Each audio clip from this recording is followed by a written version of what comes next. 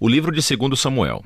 Confira o vídeo sobre o 1 Samuel, no qual foram apresentados os 3 personagens principais do livro, Samuel, Saul e Davi. E também ao conceito literário do livro, que primeiro apresenta Samuel e depois mostra a ascensão e queda do rei Saul, em contraste à ascensão do rei Davi. 2 Samuel conta a história de Davi como rei de Israel. E em 2 movimentos há uma temporada de sucesso e bênção seguida de uma enorme falha moral e as suas tristes consequências. E o livro termina com uma conclusão muito bem feita, que volta a refletir sobre o bem e o mal na vida de Davi, criando esperanças para que um rei venha de sua linhagem. Então, a história em 2 Samuel começa após a morte de Saul, e Davi surpreende a todos com uma composição de um longo poema onde ele lamenta a morte do homem que tentou assassiná-lo. E mais uma vez, o autor apresenta a humildade e a compaixão de Davi. Ele é um homem que lamenta até mesmo a morte de seus próprios inimigos. Após isso, Davi vivencia uma temporada de sucesso e bênção de Deus. As tribos israelitas pedem a Davi que unifique todas as tribos e torne-se seu rei. Sendo assim,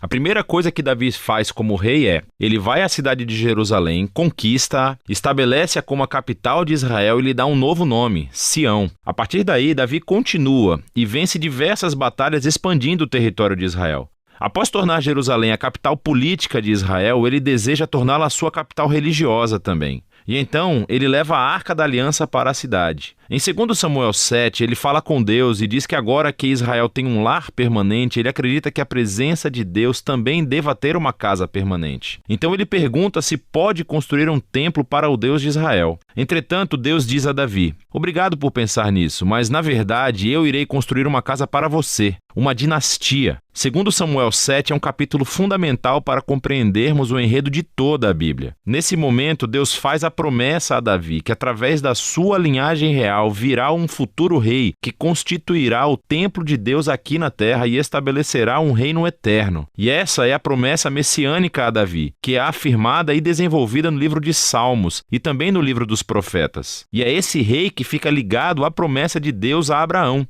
O futuro reino messiânico será a maneira como Deus irá trazer a sua bênção para todas as nações. E é aqui, no meio de toda essa bênção divina, que as coisas se tornam terrivelmente mal. Davi comete um erro fatal. Não é fatal para ele, mas para um homem chamado Urias, um dos estimados soldados de Davi. Do seu terraço, Davi vê a esposa de Urias, Batseba, tomando banho. Davi a procura, dorme com ela e a engravida. Então ele tenta encobrir a coisa toda, assassinando Urias e casando-se com ela. Isso é simplesmente horrível. Então, quando Davi é confrontado pelo profeta Natã sobre tudo isso, ele imediatamente assume o que fez. Ele está despedaçado, arrependido e pede a Deus que o perdoe, e Deus o faz. Entretanto, Deus não elimina as consequências das decisões de Davi. E como resultado da sua terrível decisão, a família de Davi, o seu reino, tudo desmorona. Isso transforma essa ascensão em uma história trágica, muito parecida com a queda de Saul. Os filhos de Davi acabam por repetir os erros do pai, mas de uma maneira ainda mais trágica. Amnon abusa sexualmente da sua irmã, Tamar, e o seu próprio irmão, Absalão, descobre tudo e manda assassinar Amnon. E então, Absalão arma um plano para destituir o seu pai, Davi, do poder, e dá início a essa rebelião de larga escala. E assim, pela segunda vez, Davi é forçado a fugir de sua própria casa e se esconder no deserto. Só que desta vez, ele não é um homem inocente. A rebelião termina quando o filho de Davi é assassinado. E isso parte o coração de Davi, e mais uma vez ele lamenta sobre o homem que tentou matá-lo. Durante os seus últimos dias, Davi volta ao trono, mas como um homem destroçado. Ele está ferido pelas tristes consequências do seu pecado. O livro termina com um epílogo bem elaborado, com histórias que estão fora da ordem cronológica, mas elas formam um projeto literário simétrico excelente. Assim, o par de histórias externas acontecem no início do reinado de Davi, e elas comparam as falhas de Saul e depois de Davi, e como cada um deles feriu as outras pessoas por meio de suas más decisões. O próximo par interno de histórias é sobre Davi e o seu bando de homens poderosos que lutaram contra os filisteus. E o interessante é que as duas sessões contam uma história que mostra a fraqueza de Davi na batalha. Então, em contraste ao Davi vitorioso dos capítulos 1 a 9, vemos aqui um Davi vulnerável que depende da ajuda dos outros. O centro do epílogo tem 2 poemas que atuam como memórias, e Davi reflete sobre a sua vida. Ele se lembra dos momentos quando Deus o resgatou do perigo graciosamente. E ele os vê como momentos em que Deus foi fiel à sua aliança e fez uma promessa a ele e à sua família. Os dois poemas terminam olhando no passado, relembrando a esperança da promessa de Deus de um futuro rei que construiria o reino eterno. Esses poemas e, logo, a promessa de Deus também fazem conexão com o poema de Ana que inicia o livro. Assim, essas passagens-chave do início, do meio e do fim do livro unem os seus temas por completo. Apesar da maldade de Saul e Davi, Deus continuou trabalhando em direção aos seus propósitos de redenção. Deus se opôs à arrogância de Davi e Saul, mas exaltou Davi quando este se humilhou. Então, a esperança futura desse livro vai muito além do próprio Davi. É um olhar para o futuro, para o rei messiânico, que um dia trará o reino de Deus e a sua bênção a todas as nações. E é disso que se trata o livro de Samuel.